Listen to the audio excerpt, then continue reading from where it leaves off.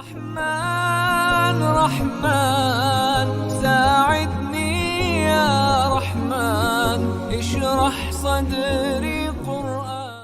اعوذ باللہ من الشیطان الرجیم بسم اللہ الرحمن الرحیم.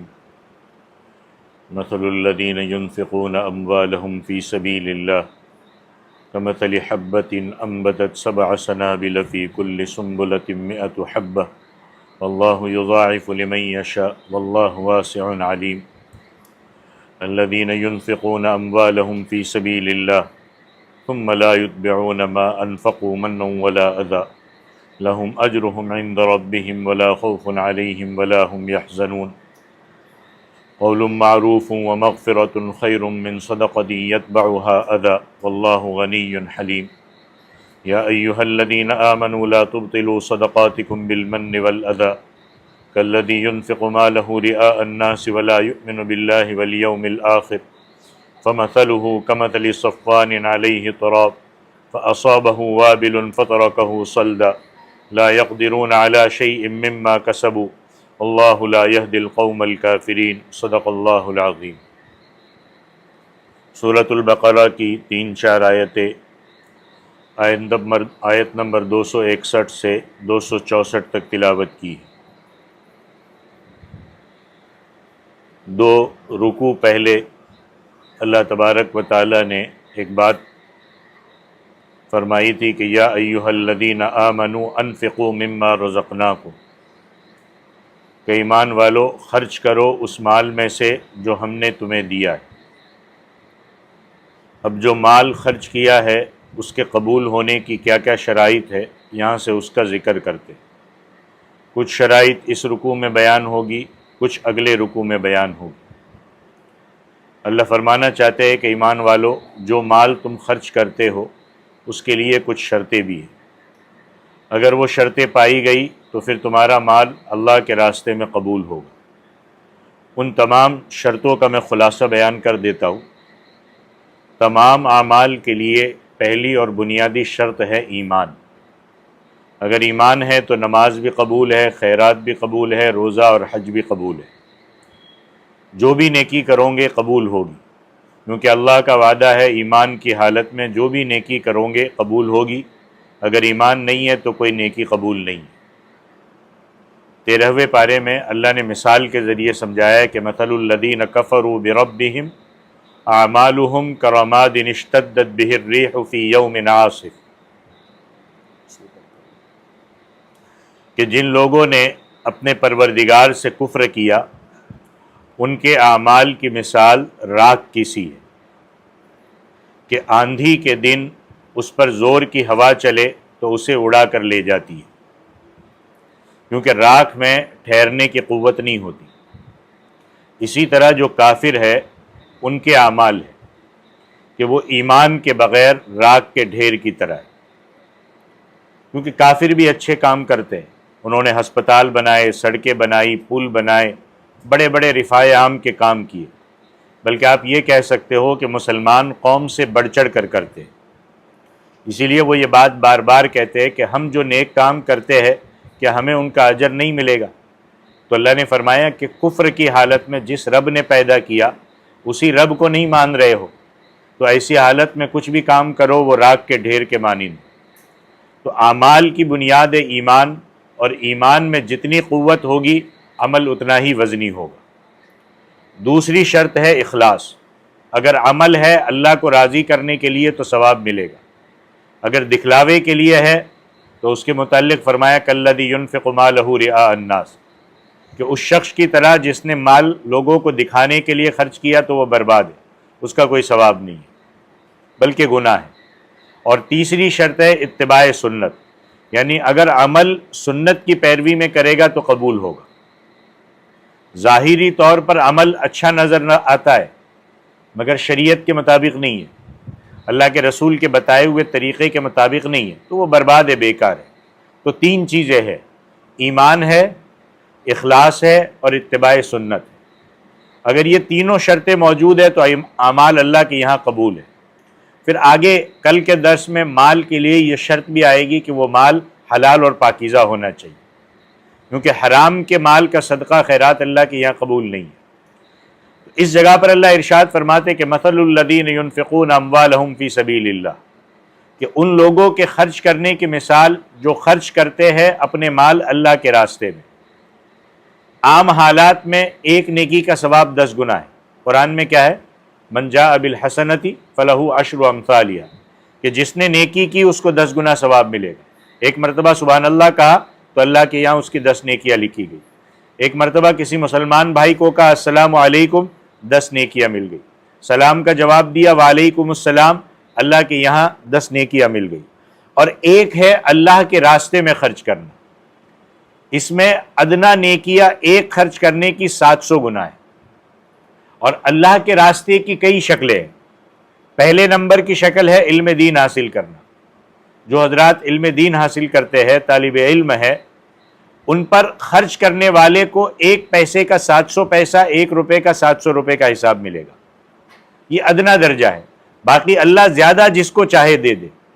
اسی طرح اگر کوئی شخص علم حاصل کرنے کے لیے 1 قدم بھی رکھے گا تو اس کو 700 نیکیاں ملے گی۔ مثال کے طور پر آپ ابھی گھر سے نکلے اور آپ کا ارادہ یہ تھا کہ ہم جا کر کے مسجد میں حدیث کا درس سنیں گے۔ آپ کا مقصد کیا تھا؟ علم حاصل کرنا تھا۔ اور انما الاعمال بالنیات، اعمال کا دار و مدار کیا ہے؟ نیتوں پر ہے۔ تو ایک ایک قدم پر 700 نیکیاں ملے گی، اور قدم دونوں طرف کے شمار ہوں گے، آتے ہوئے بھی اور جاتے ہوئے بھی۔ تو آپ نکلے گھر سے نیت کرتے ہوئے۔ کسی شخص نے کرایہ خرچ کیا درس سننے کے لیے، علم حاصل کرنے کے لیے، اسکوٹر وغیرہ میں تیل ڈلوایا ہے، تو جتنا خرچ کیا ہے 1 روپے کے 700 روپے کے حساب سے ملے گا۔ اللہ کے راستے کی دوسری مد ہے دین کی تبلیغ، دین کی تبلیغ کے لیے نکلنا۔ تو وہ لوگ جو دین کی تبلیغ کر رہے، ان کا سفر، ان کا پیسہ خرچ کرنا یا ان پر پیسہ خرچ کرنا، یہ بھی اللہ کے راستے کی مد میں ہے۔ اللہ کے راستے کی تیسری مد ہے جہاد، اعلاء کلمت اللہ کے لیے کفار سے لڑنا، یہ بھی اسلام کا چیز ہے۔ جس طرح تبلیغ ایک شعبہ ہے، اسی طرح جہاد بھی ایک شعبہ ہے۔ اللہ کے راستے کی چوتھی مد ہے باطل کی تردید کے لیے لکھنا، تحریر کرنا، رائٹنگ کرنا، ٹائپنگ کرنا، اس کو کہتے ہیں قلم سے جہاد، جہاد بالقلم۔ اسی طرح جو لوگ دین کی حمایت میں چندہ دیتے، وہ بھی اللہ کے راستے کی مد ہے۔ جو حاجی حج کے لیے جاتے، وہ بھی اللہ کے راستے کی مد ہے۔ بخاری شریف اور مسلم شریف کی روایت کے مطابق جو آدمی جمعہ پڑھنے کے لیے جاتا ہے، اس کے قدم بھی اللہ کے راستے کی مد میں۔ وہ شخص جو جائز کمائی کے لیے گھر سے نکلتا ہے، نیت کرتے ہوئے نکلو۔ ہمارے نکلتے گھر سے کوئی نیت ہی نہیں ہوتی، اللہ تجارت کی نیت سے جا رہا ہوں، جائز کمائی، حلال کمائی کے لیے جا رہا ہوں۔ اب چاہے وہ تجارت کر رہا ہے، چاہے وہ کھیتی کر رہا ہے، چاہے ملازمت کر رہا ہے، چاہے جاب کر رہا ہے، چاہے مزدوری کرتا ہے، بشرطے کہ کام جائز ہو اور عقیدہ بھی صحیح ہو اور نماز روزے کا بھی پابند ہو، تو اس کا جو قدم ہوگا وہ اللہ کے راستے کی مد میں ہوگا۔ یہ وسعت ہے دین میں تنگی نہیں ہے کہ ہم نے محدود کر دیا کہ ہم جو سوچ رہے ہیں، ہم جو کر رہے ہیں، وہ کرو گے تو ہی اللہ دین کا کام ہے، اور وہ نہیں کرو گے تو دین کا کام نہیں ہے۔ اتنا محدود شریعت نے نہیں رکھا ہے۔ تو فرمایا مثل الذین ينفقون اموالهم فی سبیل اللہ، ان لوگوں کی مثال جو اپنے مالوں کو اللہ کے راستے میں خرچ کرتے، کمثل حبۃ، ایک دانے کی مثال جیسی ہے۔ اور وہ دانہ کیا کرتا ہے؟ جب کھیتی میں ڈالی، انبتت 7 سنابل، اگاتا ہے وہ دانہ 7 خوشے، فی کل سنبلۃ 100 حبہ، اور ہر خوشے کے ساتھ 100 دانے۔ آپ نے کئی مکئی کی کھیتی دیکھی ہوگی، کئی مرتبہ ایک ایک پودے کے ساتھ 7 8 خوشے لگے ہوتے، اور ایک ایک خوشے سے 100 سے زیادہ دانے نکلتے۔ کسان نے زمین میں ایک دانہ ڈالا ہے، اللہ نے اس سے جو پودا اگایا ہے اس کے 7 خوشے لگے ہوتے ہیں، اور ہر خوشے میں 100 دانے۔ تو یہ مثال سے اللہ نے سمجھایا کہ جو اللہ کے راستے میں خرچ کرے گا، اس نے 1 ہی روپیہ ڈالا، اس کو ایسا سمجھو کہ جو بھی نیکی کرے گا وہ 700 گنا تک بڑھ جاتی ہے۔ اور اسی پر بس نہیں، یہ تو اللہ نے مثال، اللہ نے کہا واللہ یضاعف لمن یشاء، اللہ بڑھا دیتا ہے جس کے لیے چاہتا ہے، اللہ جس کے لیے چاہے اس سے بڑھاتا ہے۔ اب اللہ نیتوں کو دیکھ کر بڑھائے گا، کس کی کیسی نیت ہے، کسی کی عہدہ حاصل کرنے کی نیت ہے یا کسی کے خالص اللہ کے دین کی نیت ہے، وہ اللہ دیکھے گا۔ واللہ واسع علیم، اور اللہ سب کی نیتوں کو جانتا ہے.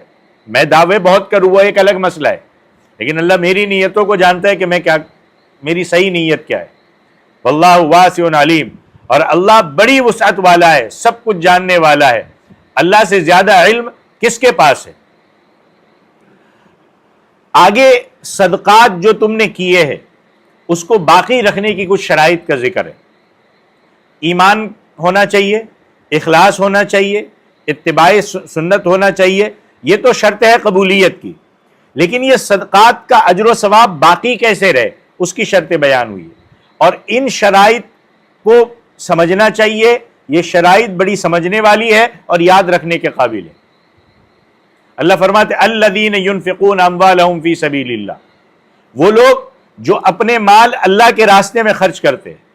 ثم لا يتبعون ما انفقوا منا ولا اذى، پھر جو انہوں نے خرچ کیا ہے اس چیز کو احسان جتلا کر کے، تکلیف دے کر کے خراب نہیں کرتے، اس کے پیچھے احسان نہیں جتاتے. مثال کے طور پر ایک شخص نے خاصی رقم اللہ کی رضا کے لیے کسی کو دے دی. اگر اس شخص نے یہ نیکی ایمان، اخلاص اور اتباع سنت کے ساتھ کی ہے تو اب اسے امید رکھنی چاہیے کہ اسے ثواب تو ملے گا. یقیناً امید تو رکھنی چاہیے اور ملے گا، یقینی بات ہے. لیکن 1 مہینہ گزرا یا 5 سال گزرے یا 10 سال گزرے یا 20 سال گزرے یا 50 سال گزرے، اس نے جس پر خرچ کیا اس کو احسان جتا دیا کہ میں نے تمہیں فلانے وقت میں اتنی رقم دی تھی، نیکی ضائع ہو گئی. اور احسان جتایا اس کا گناہ الگ، چاہے پہلے دن احسان جتائے چاہے 100 سال کے بعد احسان جتائے، نیکی ضائع ہو جائے گی. یہ بہت اہم مسئلہ ہے، لوگ اس پہ سمجھتے نہیں ہیں. اور دوسری چیز ہے تکلیف دینا. تکلیف دینا کیا ہے؟ مثال کے طور پر کسی آدمی نے جس پر احسان کیا ہے، میں نے کسی پر احسان کیا اور اس نے میری مرضی کے خلاف کوئی بات کر دی، اور میں نے کہا میرا ہی کھاتے ہو اور میرے سامنے باتیں کرتے ہو. یہ جملے ہمارے منہ سے نکلتے کہ نہیں نکلتے کہ میرا کھا کے مجھے ہی میاں ہو، میرے سامنے باتیں کرتے ہو. تو ایسا کرنے سے اس صدقے کا اجر بالکل باطل ہو گیا. یا ایسے ہی جس کو دے رہے ہو اس کو سمجھا کہ یہ تو بہت نکما ہے، نیچی ذات کا ہے، حقیر سمجھا، اس کے ساتھ ایسا معاملہ کرے جس میں اس کی حقارت ہو، اس کی ذلت ہو. کیونکہ تکلیف دینا باتوں سے بھی ہوتا ہے، کاموں سے بھی ہوتا ہے. باتوں سے بھی ہوتا ہے، کاموں سے بھی ہوتا ہے. احسان مانے کہ اللہ نے میرا مال کسی پر خرچ کروایا، خود اللہ کا شکر ادا کرے، نہیں ہے کہ اس کو حقیر سمجھے. تو اللہ فرمایا کہ جو نہ احسان جتلاتے نہ تکلیف پہنچاتے، لہم اجرہم عند ربہم، ان کے لیے ان کا اجر ہے ان کے رب کے پاس.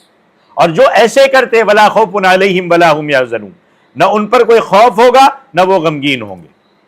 اور اللہ فرماتے قول معروف ومغفرۃ خیر من صدقۃ یتبعها اذى، کہ اچھی بات اور درگزر کر دینا بہتر ہے اس صدقے سے جس کے پیچھے تکلیف دی جائے. مثال کے طور پر کسی آدمی نے کسی کو 5-10 روپے دے دیے اور دینے کے بعد پھر اس کو سنا رہا ہے، ذلیل کرتا ہے کہ تو موٹا تازہ ہے، ہٹا کٹا ہے، مانگتا پھرتا ہے. تو دینے کے بعد ایسے الفاظ کہہ دینے سے بہتر ہے کہ دینے سے پہلے کہہ دے بابا مجھے معاف کر دو، پہلے ہی کہہ دے. اور اگر مقصد سمجھانا ہے تو پہلے سمجھائے کہ بھائی اچھے بھلے ہو، اور اچھے انداز میں سمجھائے. آنکھیں تمہاری صحیح ہے، ہاتھ پاؤں تمہارے صحیح ہے، صحت مند ہو، مانگنا اچھی بات نہیں ہے تو سمجھائے. دینے کے بعد تکلیف نہ پہنچاؤ، اس طرح صدقہ بھی باطل ہو گیا اور اس کی دل آزاری، اس کو تکلیف پہنچانے کا گناہ الگ ہوا. واللہ غنی حلیم، یہ معاشرے میں چل رہا ہے، اس کو اللہ نے قرآن میں بیان فرمایا. اور اللہ تعالیٰ بے پرواہ ہے، اللہ تمہارے صدقات کا محتاج نہیں ہے. حلیم حوصلے والا ہے کہ اگر تمہیں فوری طور پر سزا نہیں دیتا تو وجہ یہ ہے کہ اللہ میں برداشت ہے، اللہ جلد باز نہیں ہے. آگے اللہ نے مزید فرمایا یا ایھا الذین آمنوا لا تبطلوا صدقاتکم بالمن والاذی، اے ایمان والو اپنے صدقات کو احسان جتلا کر اور تکلیف پہنچا کر باطل نہ کرو. دیکھو یہ بالکل صریح بات آ گئی، نص قطعی آ گئی کہ اللہ نے کہا جو احسان جتلائے، جو تکلیف پہنچائے، صدقہ ضائع ہو گیا. اللہ خود کہہ رہا ہے باطل مت کرو. اور آگے اللہ پھر مثال دے رہے کہ جو کالذی ينفق مالہ رئاء الناس، کہ اس شخص کی طرح اپنے صدقات کو باطل نہ کرو جو اپنا مال خرچ کرتا ہے لوگوں کو دکھانے کے لیے. احسان جتلا دیا تو پھر دکھاوا ہی ہو گیا نا، تکلیف پہنچا دی تو دکھاوا ہی ہو گیا. یہ اس شخص کی طرح ہے جو لوگوں کو دکھانے کے لیے خرچ کرتا ہے. وَلَا يُؤْمِنُ بِاللَّهِ وَالْيَوْمِ الْآخِرِ، یہ سخت جملہ ہے کہ وہ اللہ اور آخرت کے دن پر ایمان نہیں رکھتا ہے. یعنی جس طرح اس شخص کا صدقہ باطل ہے جو دکھاوے کے طور پر خرچ کرتا ہے، اسی طرح تم اپنے صدقات احسان اور تکلیف پہنچا کر ضائع نہ کرو. سبق کے طور پر بات کو یاد رکھنا کہ جس کے ساتھ تم نے نیکی کی ہے وہ بندہ اگر بعد میں بگڑ بھی جائے، ٹھیک ہے آپ تم اس کو الگ طریقے سے ڈانٹ سکتے ہو، کیونکہ ہم نے ایسے دیکھے ہیں کہ جن کی پرورش ہوتی ہے، جن کی اس نے زندگی پر خرچہ اٹھایا ہے، لیکن بعد میں وہی بگڑ جاتے. تو اب جو تم نے اس پر نیکی کی ہے وہ اس کو یاد نہیں کرانی. آپ اس پہ بگڑ سکتے ہو، آپ اس پہ غصہ کر سکتے ہو، لیکن جو آپ نے اس کے ساتھ بھلائی کی ہے وہ اس کو یاد مت کراؤ، کیونکہ اگر ایسا کرو گے تو جو زندگی بھر کیا ضائع ہو جائے گا. کسی ایسے شخص کو جس کی پرورش تم نے کی ہے یہ کہو کہ بھائی آج تو بڑی باتیں کرتا ہے مجھے، حالانکہ ہمارا ہی کھا کے جوان ہوا ہے، ختم. اتنے الفاظ صدقہ باطل ہو جائے گا. آگے اللہ ایک مثال کے ذریعے سمجھانا چاہتے. مثال یہ ہے کہ ایک بہت بڑی چٹان ہے اور اس پر کافی مٹی پڑی ہوئی ہے، مثال سمجھنا. اور چٹان عام زمین پہ مٹی نہیں، ایک پتھر کی چٹان، اس پر مٹی پڑی ہوئی ہے. اور اللہ نے مٹی میں یہ خاصیت رکھی ہے کہ کہیں بھی ہو، چٹان پہ بھی ہو نا، اور پانی گرے تو اس میں چیزیں اگتی ہے. کسی آدمی نے اس مٹی میں کوئی چیز کھیتی کی، پھر بارش ہوئی وہ اگ گئی. اب اس کو امید تھی کہ سبزی کھائیں گے، فصلیں کاٹیں گے، فائدہ ہوگا، لیکن بعد میں اتنی زور کی بارش ہوئی کہ چٹان پر جو مٹی تھی وہ اس کو بہا کر لے گئی. کچھ بچا؟ نہیں بچا. تو جب مٹی نہیں رہی تو فصل کہاں سے رہے گی؟ وہ پھل کہاں سے رہے گا؟ چٹان تو صاف ہو گئی. اسی طرح اللہ کہتے ہیں کہ تم صدقہ خیرات کرتے ہو اور اس میں اخلاص نہیں ہے، اس میں دکھاوا ہے، اس میں احسان جتانا ہے، اس میں کسی کو تکلیف پہنچانا ہے، تو ایسا ہی سمجھو کہ ایک چٹان ہے، اس پر مٹی ہے، اس میں تم نے سبزی وغیرہ کھیتی کی، پھر احسان جتانے اور تکلیف پہنچانے کی بارش آئی اور سب کچھ ضائع ہو گیا. یعنی وہ فصل جو صدقہ اور خیرات کی صورت میں آپ نے تیار کی تھی وہ ضائع ہو گئی. پوری محنت تمہارے کچھ کام نہیں آئی، تمہارا پیسہ خرچ کرنا کچھ کام نہیں آئی. اسی کو اللہ فرماتے فَمَثَلُهُ كَمَثَلِ صَفْوَانٍ، کہ مثال اس احسان جتانے والے کی، اس تکلیف دینے والے کی ایسے ہی ہے کَمَثَلِ صَفْوَانٍ عَلَيْهِ تُرَابٌ، جیسی مثال ہے چٹان کی، اس پر مٹی ہے اور اس میں چیزیں ہیں. فَأَصَابَهُ وَابِلٌ، پہنچی اس پر موسلادھار بارش، فَتَرَكَهُ صَلْدًا، چھوڑ دیا اس چٹان کو صاف، ساری مٹی بہا کر لے گئی. لا يقدرون على شيء مما كسبوا، نہ قادر ہوئے وہ کسی چیز پر اس میں سے جو انہوں نے کمایا ہے. تو جس طرح اس شخص کی محنت ضائع ہو گئی، اسی طرح تم نیکی اور صدقہ خیرات کرنے کے بعد احسان جتلاؤ گے یا تکلیف پہنچاؤ گے تو تمہاری نیکی ضائع ہو جائے. اور اللہ کہتے واللہ لا يهدي القوم الكافرین، اللہ زبردستی کافر قوم کو ہدایت نہیں دیتا، زبردستی نہیں. اس نے انسانوں کو اختیار دیا، فمن شاء فلیؤمن ومن شاء فلیکفر، جس کا جی چاہے ایمان لاؤ، جس کا جی چاہے کفر اختیار کرو. اور ہدایت اسی کو ملے گی جس کو چاہت ہوگی. یہدی الیہ من ینیب، من الفاظ یاد نہیں آ رہے، جس کا ترجمہ اور مفہوم یہ ہے کہ اللہ اسی کو ہدایت دیتا ہے جو رجوع کرتا ہے، اور جو منہ موڑتا ہے تو ادھر ہی جاؤ جدھر جانا ہے. اللہ کو کسی کی ضرورت نہیں ہے، اللہ محتاج نہیں ہے. صحیح راستے پر چلو گے تمہارا فائدہ، اللہ کے خزانے میں کوئی فائدہ نہیں ہونے والا، اور غلط راستے پر چلو گے تمہارا نقصان، اللہ کے خزانے میں کوئی کمی نہیں آنے والی. تو یہ اس سبق میں آج یہ بتایا گیا کہ اپنے صدقات کو ایک تو ایمان کی حالت میں اخلاص کے ساتھ، اتباع سنت کے ساتھ، حلال مال کے ساتھ اپنے صدقات کو خرچ کرو، لیکن اس کو کسی کو احسان جتا کر کے، کسی کو تکلیف پہنچا کر کے یا کسی کو ڈانٹ کر کے اس کو باطل مت کرو. یہ آج کا خلاصہ تھا. تو یہ सूरतुल बकरा की 3-4 आयती थी 261 से 264 तक। अल्लाह अमल की तौफीक अता फरमाए। आमीन व आखिरु दावाना अल्हम्दुलिल्लाहि रब्बिल आलमीन। أيا من يدعي الفهم إلى كم يا أخ الوهم تعبي الذنب والذم وتخطي الخطأ الجم. أما بان لك العيب أما أنذرك الشيب وما في نصحه ريب ولا سمعك قد صم. أما نادى بك الموت أما أسمعك الصوت أما تخشى من الفوت فتحتاط وتهتم.